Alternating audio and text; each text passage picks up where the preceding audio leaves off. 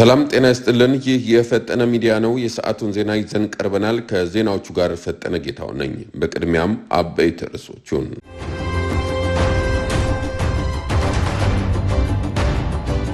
ሲዳማ በለኩ ከተማ አዮዲን የሌለው ጨው በህገወጥ መንገድ ሲያመርትና ሲያከፋፍል ነበር የተባለ ግለሰብ 5 ዓመት እስራት ተፈረደበት።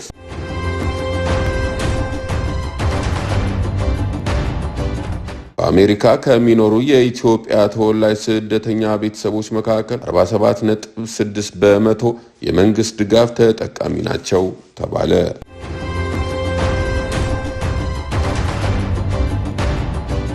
የኢትዮጵያ መገናኛ ብዙሃን ባለስልጣናት ዋና ዳይሬክተር ከኃላፊነታቸው ተነሱ።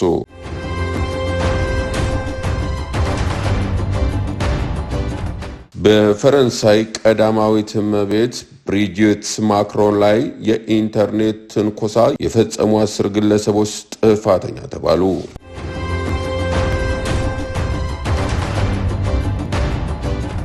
የወንጀል ተጠርጣሪው ቃልአብ ጌታቸው ድሬዳዋ ላይ በቁጥጥር ስር ዋለ። የሚሉት ዋና ዋና አርዕስተ ዜናዎቻችን ናቸው። ሌሎችም ዜናዎች ተካተዋል። አብራችሁ እንድትቆዩ የአክብሮት ግብዣችን ነው።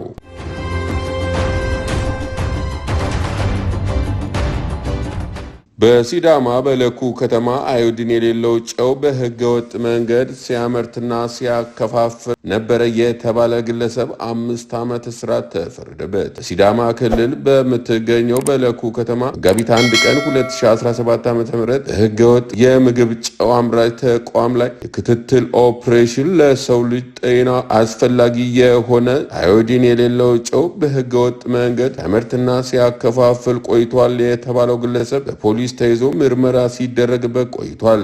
በቀረበው ማስረጃ መሰረት የሲዳማ ክልል የሰሜናዊ ሲዳማ ዞን ፍርድ ቤት ግለሰቡ በፈጸመው ህገወጥ ድርጊት በ5 ዓመት እስራትና በ16,000 ብር የገንዘብ መቀጮ እንዲቀጣ ውሳኔ አስተላልፎበታል።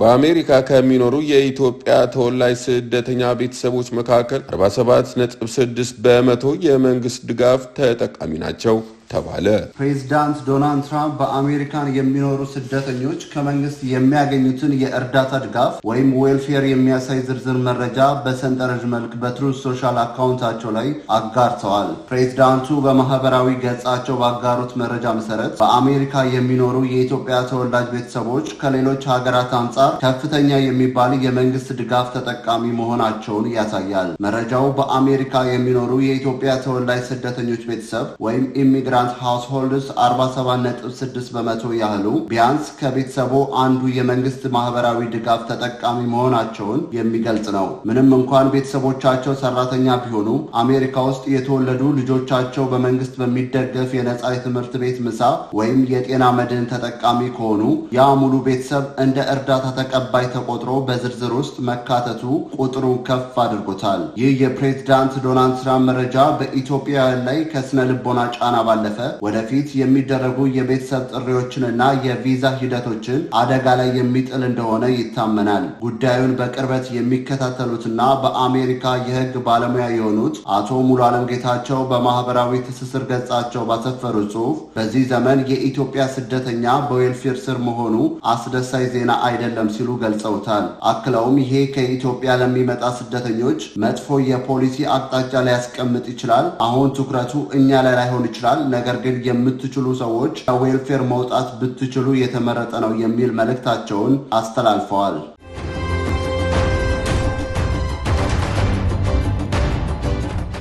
የኢትዮጵያ መገናኛ ብዙሃን ባለስልጣን ዋና ዳይሬክተር ከኃላፊነት ተነሱ። ከተሾሙ 12ኛ ወራቸውን የያዙት የኢትዮጵያ መገናኛ ብዙሃን ባለስልጣን ዋና ዳይሬክተር ዶክተር ሳምሶን መኮንን ከኃላፊነታቸው ተነሱ። የኢትዮጵያ መገናኛ ብዙሃን ባለስልጣንን የሚያቋቁመው አዋጅ የባለስልጣኑ ዋና ዳይሬክተር በጠቅላይ ሚኒስትሩ እጩ አቅራቢነት በህዝብ ተወካዮች ምክር ቤት እንደሚሾም ይደነግጋል። በዚሁ መሰረትም ጠቅላይ ሚኒስትር ዶክተር አብይ አህመድ ታህሳስ 23 ቀን 2018 ዓ.ም ለምክር ቤቱ በላኩት ደብዳቤ አቶ ሳምሶንን የሚተኩ እጩ ተሿሚ ማቅረባቸውን ሪፖርተር አረጋግጧል። ጠቅላይ ሚኒስትሩ ለምክር ቤቱ በላኩት ደብዳቤ ወይዘሮ ሃይማኖት ዘለቀ ወርቅነህ የባለስልጣኑ ዋና ዳይሬክተር ሆነው እንዲሾሙ እጠይቃለሁ ብለዋል። ጠቅላይ ሚኒስትሩ በደብዳቤያቸው በስራ ላይ የሚገኙትን የባለስልጣኑ ዋና ዳይሬክተር ዶክተር ሳምሶን መኮንን ከኃላፊነት የተነሱበትን ምክንያት አይገልጹም።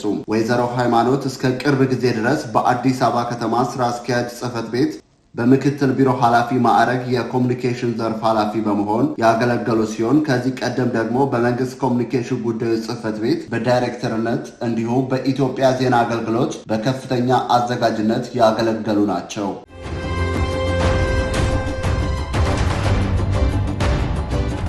የወንጀል ተጠርጣሪው ቃለአብ ጌታቸው ድሬዳዋ ላይ በቁጥጥር ስር ዋለ። በሐምሌ ወር 2017 ዓ.ም በአርባ ምንጭ ከተማ በሚገኘው ራዶስ ሆቴል ውስጥ የአንዲት ወጣት ሴት ሕይወት እንዲያልፍ ምክንያት ሆኗል ተብሎ የሚጠረጠረው ግለሰብ በቁጥጥር ስር ውሏል። ግለሰቡ ወንጀሉን ፈጽሞ ከአካባቢው ተሰውሮ ቢቆይም በተደረገው ከፍተኛ ክትትል በዛሬው ዕለት በድሬዳዋ ከተማ በቁጥጥር ስር ሊውል ችሏል። ጉዳዩ አሁንም በሕግ ሂደት ላይ ይገኛል።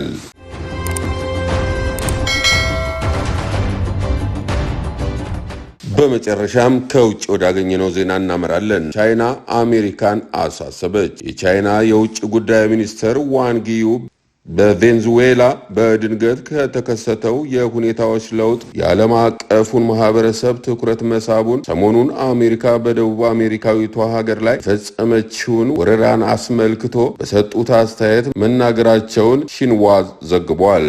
ውጭ ጉዳይ ሚኒስትሩ ቻይና የትኛውም ሀገር የዓለም ፖሊሲ ሚና ሊጫወት ይችላል ብላ በፍጹም አታምንም፣ እንዲሁም የትኛውም ሀገር ራሱን እንደ ዓለም አቀፍ ዳኛ አድርጎ እንዲሰይም አንስማማም ሲሉ አጽንኦት ሰጥተዋል።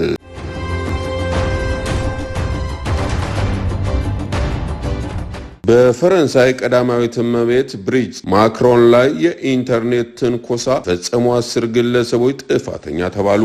አሶሺየትድ ፕሬስ እንደዘገበው ተከሳሾቹ የቀዳማዊት እመቤቷን ጾታና የግል ማንነት በሚመለከት ወንድ ሆነው ተወልዷል የሚለውን ጨምሮ ሐሰተኛ ወሬዎችን በኢንተርኔት ሲያሰራጩ ነበር ተብሏል። ፍርድ ቤቱ የሰጠው ቅጣት እንደ ጥፋተኛ መጠን ስለ ኢንተርኔት ትንኮሳ ግንዛቤ ማስጨበጫ ስልጠና ከመውሰድ ጀምሮ እስከ 8 ወር የሚደርስ የገደብ እስራት ያካትታል። ፍርድ ቤቱ በሰጠው ውሳኔ ላይ ብሪጅ ማክሮ ትራንስጀንደር ናቸውና የህፃናት አስገዳጅ መድፈር ወንጀል ፈጽመዋል በሚሉ ሐሰተኛ መረጃዎች ላይ ተመስርተው የተዘነዘሩት አስተያየቶች በተለየ ሁኔታ ክብረነክ፣ ስድብ የተቀላቀሉና ተንኮል የተሞላባቸው መሆናቸውን ገልጿል።